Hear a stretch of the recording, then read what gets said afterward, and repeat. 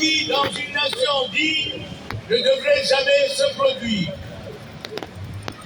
Il y a quelques jours à peine, un jeune militaire comorien, un patriote, un fils de notre terre, a été arrêté pour avoir osé se dresser contre un président illégal et illégitime.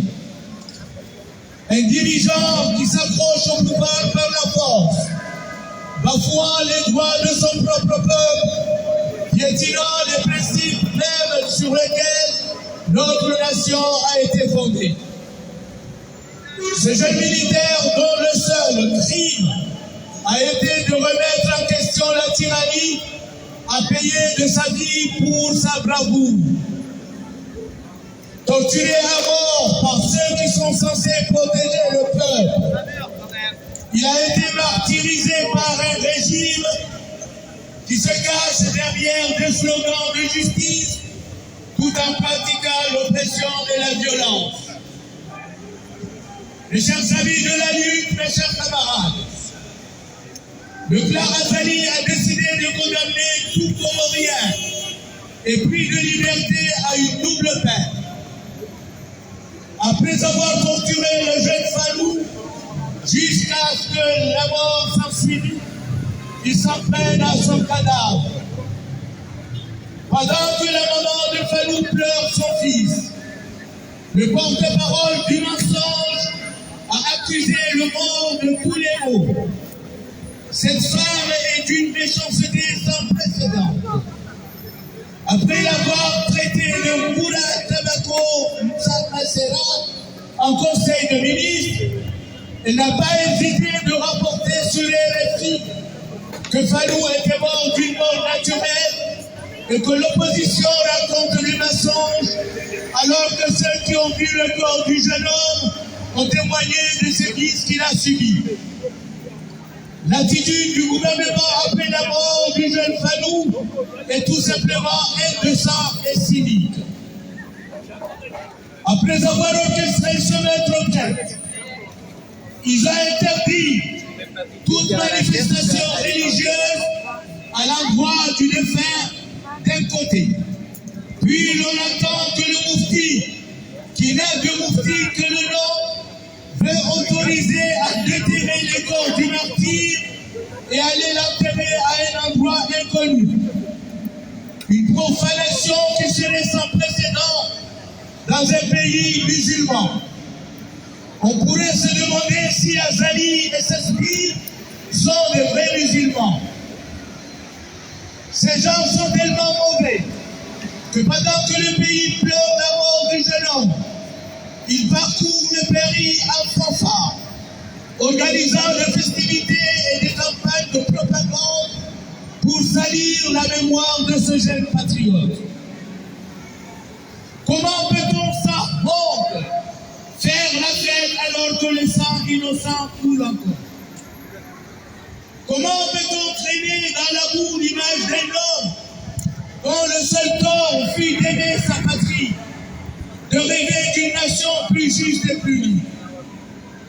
C'est cela, mes chers amis de la lutte, le véritable cynisme d'un pouvoir aux abois.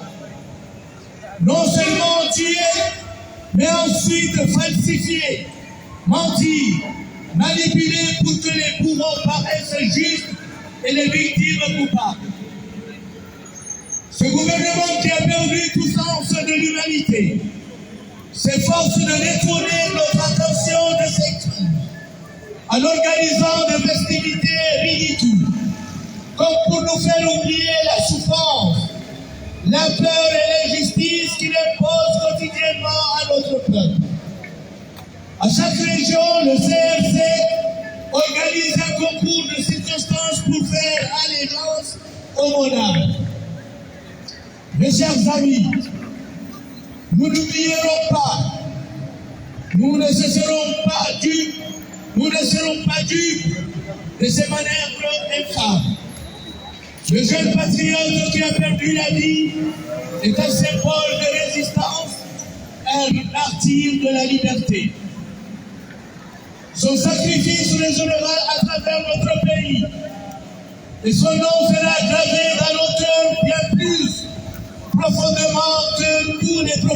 de ceux qui cherchent à le salir.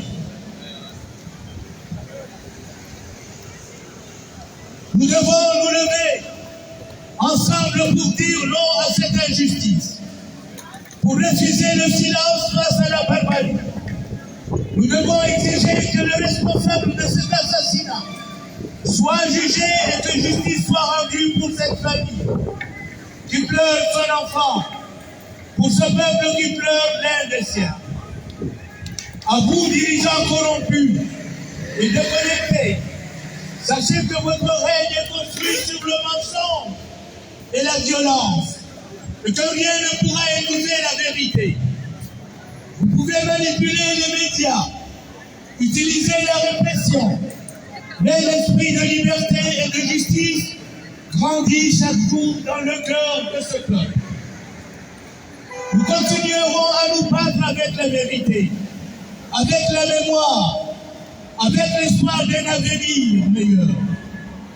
Car comme l'a si bien dit un grand homme, on peut tout prendre sauf votre dignité et votre droit à rêver d'un monde meilleur. Ce jeune patriote n'est pas mort en vain. Il est devenu le symbole de notre lutte commune.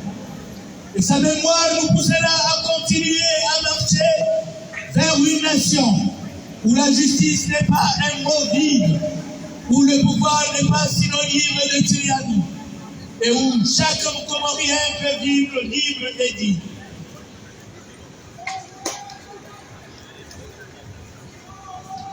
Pour conclure mon propos, il convient de retenir ceci, au moins pour le jugement de l'histoire.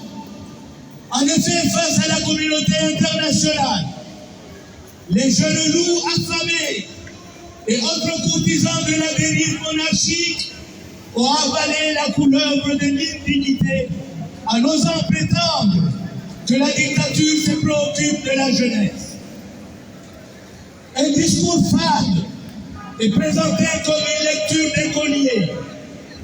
Au moment même où, d'une part, nous savons que la FIFA a décidé de suspendre les matchs à domicile de l'équipe nationale en réponse aux plaintes officiellement adressées suite à l'assassinat à l'entrée du stade à Balles et à bout portant du jeune Farah, supporter habillé du maillot de Selakant. D'autre part, toute honte bue, le ministrion se ridiculisa ainsi et davantage, en oubliant que parallèlement à l'Assemblée générale de Lyon, la communauté internationale se réunissait à Genève pour les droits de l'homme et fut saisie par le cas inédit pour la presse mondiale et ahurissant pour l'opinion concernant la mort de notre jeune frère Fallou dans les locaux de la garde présidentielle et dont l'enquête fut close avant même d'être commencée.